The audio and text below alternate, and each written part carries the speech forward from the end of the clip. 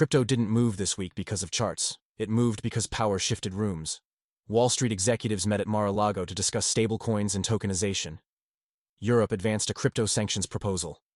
Washington pushed forward on regulatory clarity. And Bitcoin volatility masked the bigger story underneath.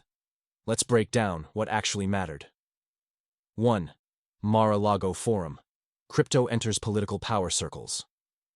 On February 18th, a major crypto-focused forum was held at Mar-a-Lago. Senior financial executives, exchange leaders, and policy figures gathered to discuss stablecoin infrastructure and tokenization strategies. This included institutional expansion discussions tied to stablecoin deployment and real-world asset structuring. This wasn't retail speculation. It was digital asset infrastructure being discussed in rooms that influence policy. Why that matters?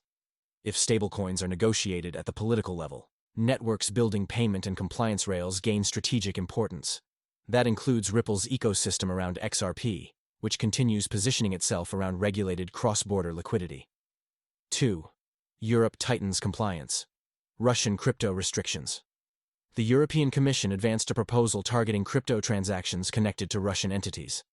The goal: close sanctions evasion routes through digital assets. This elevates compliance standards across exchanges operating in the EU. Why that matters? Cross-border liquidity networks like XRP become directly impacted by geopolitical enforcement frameworks. Compliance is no longer optional positioning, it's survival architecture. 3. Clarity Act negotiations continue. Stablecoin. Yield. Debate negotiations around the Clarity Act continued in Washington this week. The primary sticking point remains stablecoin yield provisions. Banking interests want limits to protect deposits. Crypto-native firms want flexibility. Closed-door talks reportedly showed progress, but no final deal yet. Why that matters? Regulatory clarity unlocks institutional capital. If passed, this defines jurisdictional lanes between regulators and provides operational certainty. This impacts networks like XRP and enterprise-focused ecosystems like Hedera, which rely on predictable compliance environments for adoption. Here's what most people are missing. While headlines focused on volatility, infrastructure quietly kept advancing. The networks being discussed in regulatory conversations this week weren't meme coins. They were payment rails, compliance layers, and enterprise systems, and that tells you where long-term positioning is happening. 4. Bitcoin volatility and macro pressure. Bitcoin experienced sharp swings this week as inflation expectations and macro uncertainty pressured risk assets. Sentiment indicators dropped into extreme fear territory. On-chain analysts describe the move as deleveraging rather than structural breakdown. Why that matters? Bitcoin remains the macro barometer. When leverage flushes out during regulatory momentum, it creates divergence between short-term fear and long-term positioning. Institutions don't look at weekly candles. They look at regulatory trajectory. 5. Hedera expands enterprise narrative. Hedera reinforced its enterprise positioning this week through continued visibility around its FedEx partnership and council governance model. This isn't a speculative growth narrative. It's about auditability, performance predictability, and corporate integration. Why that matters? As regulatory clarity advances, enterprise-grade networks benefit from governance structures that align with compliance expectations. Hedera fits that category. 6. Zebec confirms SuperApp launch timeline.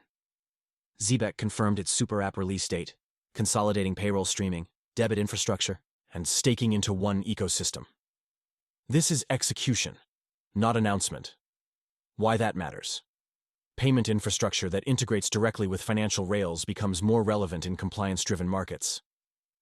Zebec is building utility around real-time value flow, not speculation. This wasn't a random price week. It was politics meeting crypto infrastructure, Europe weaponizing compliance, Washington accelerating regulation, Bitcoin flushing leverage, enterprise systems gaining visibility. Power in crypto isn't disappearing, it's consolidating.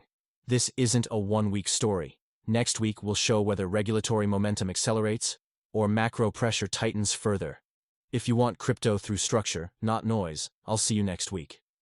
Joining me now are leading experts in the blockchain and financial markets to discuss what lies ahead for the crypto landscape. Thanks for having us. What we're seeing is not just a market trend, but a tectonic shift in how crypto integrates with established financial systems. Exactly. The real story is in the strategic alliances being formed as blockchain technology finds its place among other fundamental economic infrastructures.